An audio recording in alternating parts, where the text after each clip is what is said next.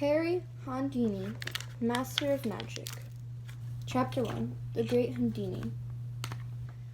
The new safe stood on the stage of the Euston Palace Theatre in London. Its door was swung wide open. Harry Houdini, the young American magician, got ready to step inside. He was wearing only a bathing suit. London newspapers had printed these bold headlines. Houdini challenges safe maker. Offers an escape from safe before theater audience. The year was 1904. The people watching from the audience were excited. The air in the safe will last only a few minutes, one man said. He'll die if he doesn't get out fast. It's impossible. How could anyone escape from a locked safe? Houdini can. On the stage, Houdini shook hands with men who had come up from the audience. They had looked over the safe to make sure it was in good working order. A doctor had examined Houdini. He had even asked the magician to open his mouth. No tools, he told the audience. Nothing on him. Then, Houdini said, shaking hands with the last man, let me enter the safe. Lock the door behind me. The heavy steel door clanged shut. A screen was placed around the safe. As the men left the stage, the orchestra played soft music. The audience settled back in their seats to wait. They watched the screen. A half hour passed. The people began to grow restless. How can he possibly get out? A woman asked. One man thought he knew the answer. Houdini isn't like the rest of us, he whispered. He has supernatural powers. He can change himself into a spirit and slip between the cracks of the door, just like smoke. The woman looked at him. I don't believe that. Believe me, the man said, turning away. It's true. 40 minutes passed. Open the door, someone yelled. He's dead and he can't get out. A woman screamed and fainted. 45 minutes. People were whistling and stamping. A man stood and shook his fist. Let him out! He needs help! At that moment, Houdini stepped from behind the screen.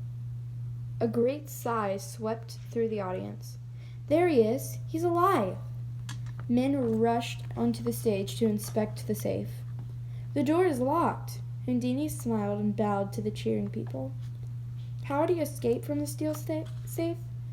No one in the audience that night guessed the answer. The fact was that Houdini had escaped in just 14 minutes. He had been sitting behind the screen for almost half an hour while the audience's excitement grew. Many years ago, before movies, radio, or TV, Harry Houdini was the greatest magician,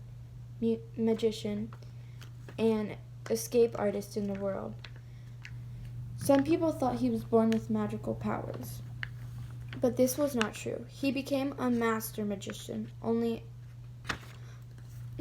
after long years of hard work. In fact, he began working toward his goal when he was a boy. Houdini's real name was Erich Weiss. He was born in Budapest, Hungary, in 1874, the third of 5 children of Mayor Samuel and Cecilia Weiss. Shortly after Erich's birth, Samuel Weiss brought his family to America. They made their home in Appleton, Wisconsin. Samuel Weiss was a rabbi, the religious leader of the Jewish people in Appleton. His congregation was small and couldn't pay Rabbi Weiss enough to support his wife and children.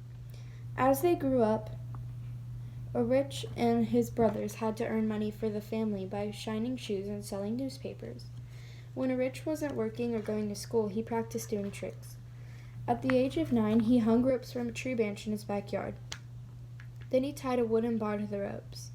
He learned to do such good stunts on the homemade trapeze that one of his friends asked him to be in his 5-cent circus. Feeling like a real circus star, Rich called himself the Prince of the Air. He loved the clapping and the cheering of the boys and the girls who watched him. He also practiced rope escapes. He put his hands behind his back and let his friends tie his wrists together with a rope. After a few minutes, he held up the rope. His friends were all amazed. How had he escaped? Rich only smiled.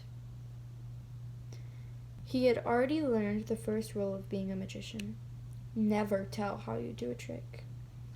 Mother Louise was amazed at another trick her son had learned. Pieces of her apple cake began to disappear, so she hid the cake in the cupboard and locked the door. The cake still vanished. One day, after several cakes had disappeared, she found out where they went. Her son had a new interest, picking locks. The small lock on her cupboard door was easy to open with a bent piece of wire. "That doesn't surprise me," the town locksmith said. He had heard about Rich's trick. "That boy has been coming to my shop for weeks. He can pick any lock in the place." In 1887, when Rich was 13, Rabbi Louis moved his family to New York. There were more Jewish people there, and Rabbi Louis hoped to start a small religious school. But he became ill and could do nothing to support his wife and 5 children.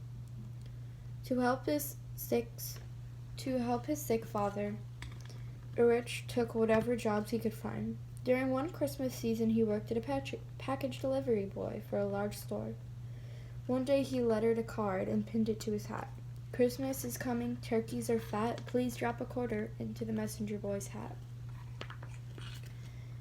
That evening, he stood in front of his mother. "Shake me," he said, "I'm magic." And she shook her son. As she shook her son, Mrs. Louise' eyes opened wide. Quarters dropped out of her son's sleeves and fell into her lap. "Oh, Rich!" she exclaimed in German, the language that she had always spoke. "There's enough money to pay the rent this week." She hugged her hard-working son. After Christmas, Rich looked for another job. As he walked along Broadway, he came upon a line of boys in front of a small factory. H. Richard's Sons. A sign in the window read, "Assistant necktie cutter wanted." Rich was only 14 years old, but he boldly walked into the head of the line. He took the sign off the door. "The job is taken," he told the boys. "Thank you for waiting." His bluff worked. He got the job and stayed at H. Richard's Sons for the next 2.5 years. During these years, Rich practiced magic in his spare time. He did card tricks and trick rope ties. He read books on magic and gave magic shows in neighborhood clubs. He called himself Cardo, or Eric the Great. These clubs paid Rich a few dollars for each show. Mother Louise was always waiting for the extra money to buy medicine for Papa, who was sick in bed, to buy food, to put food on the table, and pay the rent. The money helped, but magic was only a hobby. Rich never thought about making a living doing his tricks.